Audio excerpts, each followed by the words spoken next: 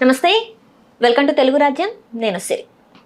నేను చూసుకున్నట్టయితే జగన్మోహన్ రెడ్డి గారు కోటి సంతకాల సేకరణ చేసి గవర్నర్ని అయితే కలవడం జరిగింది. అక్కడ గవర్నర్ గారిని కలిసిన తర్వాత మీడియా ముందు కూడా జగన్మోహన్ రెడ్డి గారు వాళ్ళు అడిగిన ప్రశ్నలకు సమాధానం కూడా చెప్పడం జరిగింది. చాలా వరకు మెడికల్ కాలేజెస్ గురించి, రిషికొండలో ప్యాలెస్ గురించి, ఇవన్నీ గురించి తను స్పష్టమైన ఒక క్లారిటీతో మాట్లాడడం జరిగింది.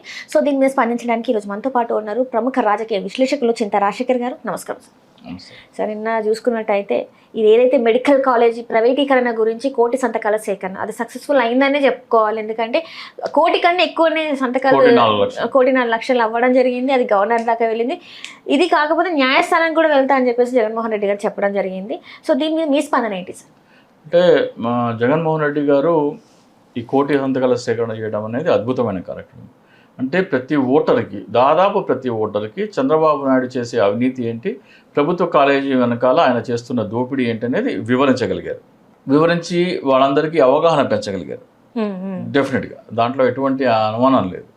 ఇంత అద్భుతమైన కార్యక్రమం అంటే కోటి సంతకాలు అంటే దాదాపు ప్రతి ఇంటి నుంచి ఒక సంతకం లేదు. అంటే ఇంట్లో 4 వేసుకున్నా కానీ, ఒక ఇంట్లో తల్లిదండ్రి 2 పిల్లలు వేసుకున్నా కానీ ప్రతి ఇంటి నుంచి ఒక లెటర్ అయితే వెళ్ళింది యావరేజ్న. సో ఇది అద్భుతమైన అంటే ఈ మెడికల్ కాలేజీ ద్వారా చంద్రబాబు నాయుడు చేస్తున్న దోపిడీని ప్రజలకి వివరించగలిగారు. అయితే ఆ నిర్ణయాన్ని నిలువరించగలరా, చంద్రబాబు నాయుడు ఆ నిర్ణయం వెనక్కి తీసుకునేలాగా చేయగలరా అంటే అనుమానమే. గత ఇంటర్వ్యూలో కూడా మనం మాట్లాడుకున్నాం.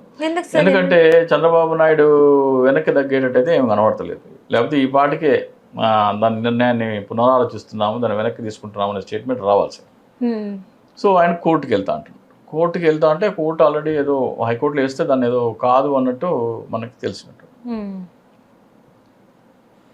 ఇక్కడ ఏంటంటే చట్టసభల్లో గెలిస్తే ఏమవుతుందంటే, కేంద్రంలో అయితే బీజేపీకి ఎంతమంది ఉన్నారు?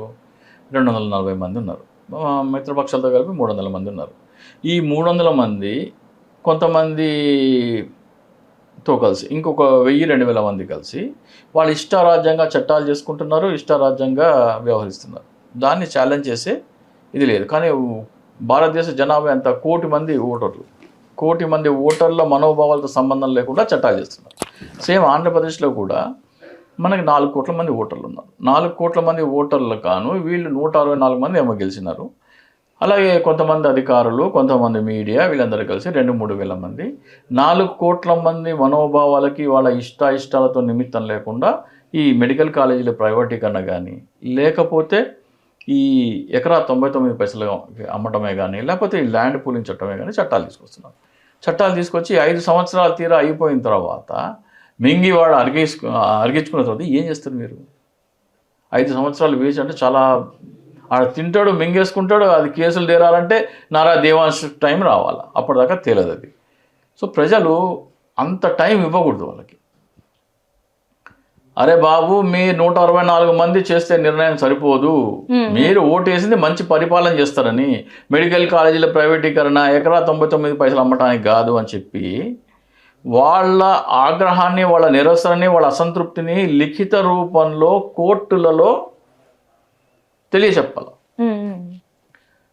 సపోజ్ నేను ఇందాక చెప్పినట్టు ప్రతి ఒక్క గ్రామం నుంచి శిబిరాలు నిర్వహించి మేము మెడికల్ కాలేజీల ప్రైవేటీకరణకి వ్యతిరేకము, ఇది ప్రభుత్వ ఖజానా దోపిడీ, దీని మీద సిబిఐ ఎంక్వైరీ జరగాలని, అట్లాగే ఎకరా 99 పైసలు అమ్మే అంశం, అట్లాగే ల్యాండ్ పూలింగ్ అంశం, ఇవన్నీ లెటర్స్ రాయిస్తే ఏమవుతుందంటే మిలియన్లలో వెళ్ళాయి అనుకోండి, లక్షల్లో కోట్లలో వెళ్ళాయి అనుకోండి. 1 కోటి సపోజ్ ఈ సంతకాల బదులు ఆ సంతకాలు వెళ్ళాయి అనుకోండి, ఏమవుతుంది?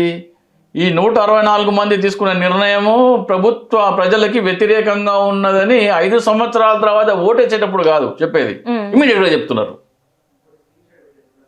నువ్వు నిర్ణయం తీసుకుని ఎమ్మటే ఇట్లా లెటర్లు రాసే కార్యాచరణ మొదలు పెడితే, నువ్వు తప్పు నిర్ణయాలు తీసుకుంటే 5 సంవత్సరాలు టైం ఇవ్వర్రా బాబు, నువ్వు తప్పు చేయంగానే గల్లా పట్టుకుంటున్నారు అనే భయం వస్తుంది. ప్రజాస్వామ్యానికి ఇది చాలా కీలకం. ఈ ఎక్స్పెరిమెంట్ చేసి తీరాల.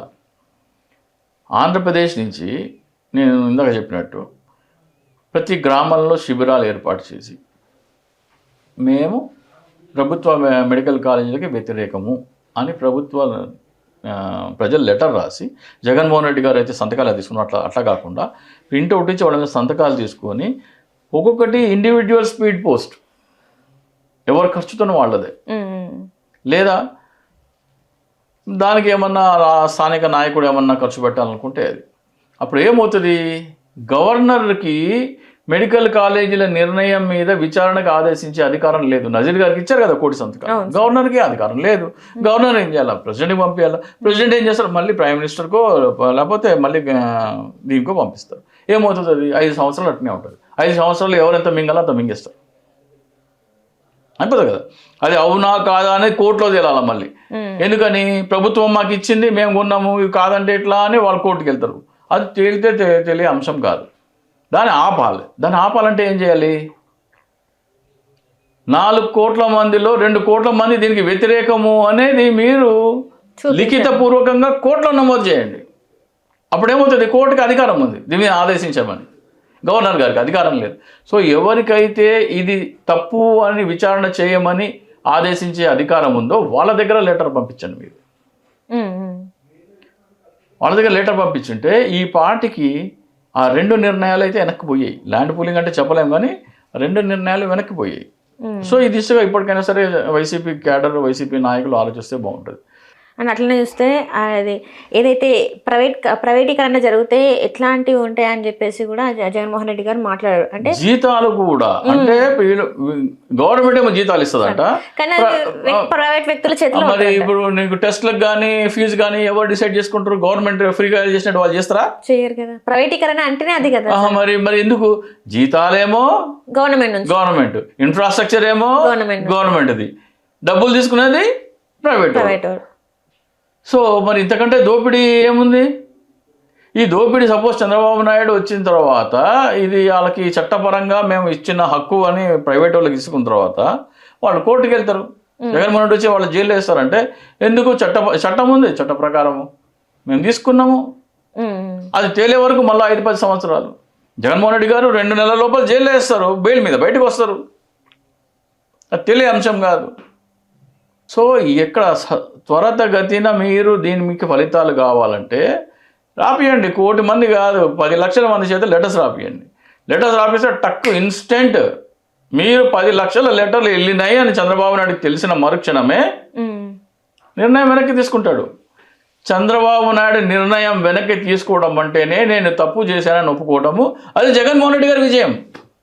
కానీ నేను చూసుకున్నట్టయితే చంద్రబాబు నాయుడు గారు కలెక్టర్లు అందరితోని భేటీ అయ్యి అక్కడ మాట్లాడడం ఏంటంటే ప్రజలకి మీరు చేసేది నేను చేసేది నచ్చట్లేదు అని చెప్పేసి ఒక రియలైజేషన్కి వచ్చినట్టు అనిపిస్తుంది కదా సార్. ఆ వీడియో చూస్తే మనకు అదే అర్థమవుతుంది కదా. అమ్మా చంద్రబాబు నాయుడుకి ప్రజాదరణ ఎక్కడ ఉందమ్మా? ఈవీలతో వచ్చిన ముఖ్యమంత్రి, కూటమి అంతా ఈవీలతో వచ్చినారు, వాళ్ళకి ఎక్కడ ఉంది ప్రజాదరణ? లేదు. ఓట్లందరూ జగన్మోహన్ రెడ్డికి వేసినారు, ఈవీల ద్వారా వాళ్ళకి పోయి వచ్చి దొంగదారిని వచ్చిన ప్రభుత్వము. ఎన్నికల నాడే చంద్రబాబు నాయుడుకి పాపులారిటీ లేదు. ఆయన ఈ దోపిడీ కార్యక్రమాలన్నీ చేసి ఇవన్నీ చేస్తుంటే ఆయనకి ఇంకా పాపులారిటీ, ఓట్లు వేసిన కూడా తగ్గుతారు. దాంట్లో ఎటువంటి అనుమానం అవసరం లేదు. అంటే ఇదంతా ఈవీఎంల మహిమ, కానీ దాంట్లో డౌట్ లేదు. అసలు అంటే త్వరలో తేలుతుంది, అది ఎప్పటికోప్పుడు తేలుతుంది. అది తేలే అవకాశం ఉంది అసలు. ఎందుకంటే ఇప్పటికి కూడా ఏంటంటే ఇదంతా కూడా చాలా మంది చెప్పేది ఏంటంటే బీజేపీ ఎక్కడికి వెళ్ళాలనుకుంటే అక్కడ ఇలాంటివి జరుగుతాయి, అవి బయటికి రావని చెప్పేసి చెప్పడం జరుగుతుంది. సో మరి అది సాధ్యమైంది అంటారా? మరి ఎలాగైతే అమరావతి ల్యాండ్ పూలింగ్ మీద విచారణ చేయమని లెటర్స్ రాస్తున్నారో, బీహార్లో ఈవీఎంలో మైక్రో కంట్రోలర్ ఫోరెన్సిక్ ఎగ్జామినేషన్ చేయాలనేది కూడా లెటర్స్ రాసే కార్యాచరణ జరుగుతుంది. అవి కూడా సుప్రీంకోర్టుకి లెటర్స్ వెళ్తున్నాయి. అన్ని రాష్ట్రాల నుంచి ప్రజలు రాస్తున్నారు, బీహార్ నుంచే కాదు. ఎక్కడెక్కడ బీజేపీ గెలిచింది అక్కడ అంటారా, లేకపోతే ఇప్పుడు ఈవీఎంలో ట్యాంపరింగ్ జరిగిందనే ఆధారం ఎక్కడ ఉంటుంది? ఈవీఎంలోనే ఉంటుంది. ఈ ఎన్నికల్లో ఉపయోగించిన ఈవీఎంలో దొరుకుతుంది, దానిని ఫోరెన్సిక్ టెస్ట్ చేయమని అడుగుతున్నారు. బీహార్లో ఉన్నాయి ఇప్పుడు 45 days అయితే అవి మళ్ళీ వెనక్కి వెళ్ళిపోతాయి. సో ఈ లోపల దాని ఫోరెన్సిక్ ఎగ్జామినేషన్కి ఆర్డర్ ఇవ్వమని చెప్పేసి అడుగుతున్నారు ప్రజలు. దేశవ్యాప్తంగా సుప్రీంకోర్టు చీఫ్ జస్టిస్కి లెటర్స్ రాస్తున్నారు. కోట్లలో రాస్తే సాధ్యమవుతుంది. కోట్ల నాకెందుకు బాబు, నేను టీవీ సీరియల్ చూసుకుంటా, పవన్ కళ్యాణ్ చిరంజీవి సినిమాలు చూసుకుంటా, నాకెందుకు అని సాయంత్రం మందు తాగేటోడు పేకాటాడు. ఎందుకంటే నీ పిల్లల జీవితాలు నాశనం అవుతుంది. లేదు నా పిల్లల భవిష్యత్తు బాగుండాలని లెటర్స్ రాస్తే బాగానే ఉంటుంది. ఎందుకంటే ఇప్పుడు ఈవీఎంల గురించి గతంలో నుంచి కూడా చాలా వరకు ఫైట్ చేస్తున్నారు మీరు. ఈవీఎం ప్యాడ్ల గురించి, ఓట్ చోరీల గురించి ఇంత చేస్తున్నా కూడా ఎక్కడ సార్ అంటే ఇప్పుడు ఏముంటుంది అంటే ఇప్పుడు ఎన్నికల సంఘం ఏముంటుంది అంటే రాహుల్ గాంధీ మాట్లాడతాడు, తేజస్వి యాదవ్ మాట్లాడతాడు, అఖిలేష్ యాదవ్ మాట్లాడతారు. ఎన్నికల సంఘం ఏమంటుంది, వాళ్ళు ఓడిపోయినారు కాబట్టి మాట్లాడుతున్నారంట. అవునా? ఓటు వేసేది ఎవరు? జనాలు, ఓటర్ మాట్లాడకుండా అది ఎన్నికల సంఘం ఓటర్కి ఏం బాధ లేదయ్యా, మీరు ఓడిపోయినారు కాబట్టి ఏడుస్తున్నారు, ఓటర్కి ఏం బాధ లేదంటున్నది. అట్లనా?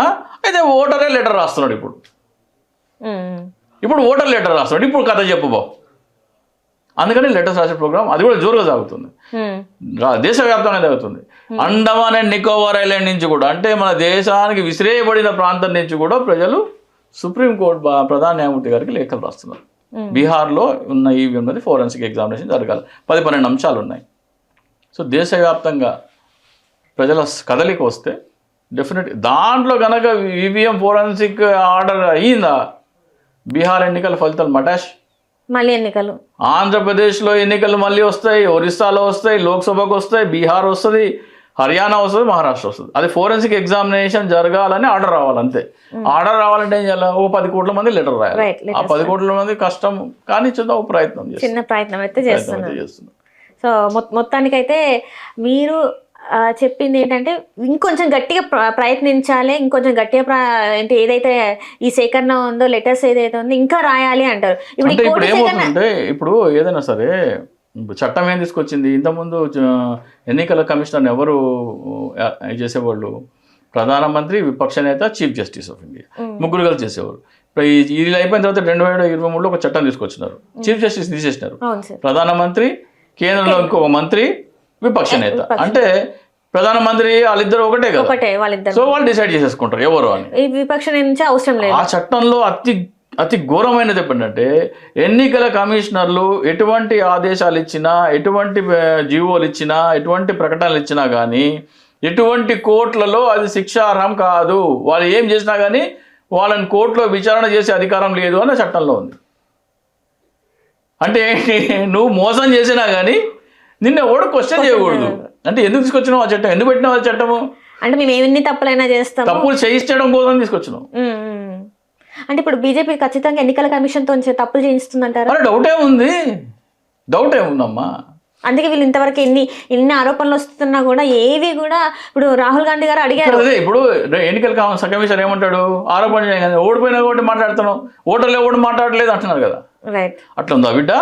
ఓటర్లు మాట్లాడతారు, ఇప్పుడు ఓటర్లతో మాట్లాడిస్తున్నాం ఇప్పుడు. అది సో ఎంతవరకు సాధ్యమవుతుంది అనేది ఇంకా ముందున్న కాలమే మనకి. దీంట్లో కూడా భారీ స్థాయిలో దేశవ్యాప్తంగా అన్ని రాష్ట్రాల నుంచి లెటర్స్ రాస్తున్నారు. దీనికి మళ్ళీ వేరే ఈమెయిల్ ఐడి హిందీలో ఛానల్స్లో ఎక్కువ చెప్తున్నాను, తెలుగు ఛానల్స్ అంటే లేదు. ఆంధ్రప్రదేశ్లో ఎవరైనా సరే ఈవీఎంల విషయంలో కూడా గౌరవ భారత ప్రధాన న్యాయమూర్తి గారికి రాయాలనుకుంటే నా ఈమెయిల్ ఐడి అది rajsraocinta@gmail.com rajsraocinta@gmail.com. దానికి పంపిస్తే ఈవీఎంలకు సంబంధించిన ఫార్మెట్ వస్తుంది. అది అన్ని పేజీల మీద సంతకం పెట్టి చివరి పేజీలో వివరాలు పూరించి దాన్ని మీరు పంపించాలి. మీకు రేపు దీని గురించి బీరయ్య యాదవ్ గారని అద్భుతమైన కార్యక్రమం చేస్తున్నారు. ఊరూరు తిరిగి ఇట్లా మీ పిల్లల భవిష్యత్తు కోసం మీరు రాయాలి, ఇట్లా మోసం చేస్తున్నారు అని చెప్పేసి వాళ్ళ చేత లెటర్స్ రాయిస్తున్నారు. అట్లాగే కరీంనగర్ నుంచి కొరివి వేణుగోపాల్ గారు అని ఒక అడ్వకేట్, హైకోర్టు అడ్వకేట్, ఆయన అడ్వకేట్స్ తోని కూడా లెటర్స్ రాయిస్తున్నారు. అడ్వకేట్స్ కూడా ఇది లెటర్స్ రాస్తున్నారంటే మీరు అర్థం చేసుకోండి.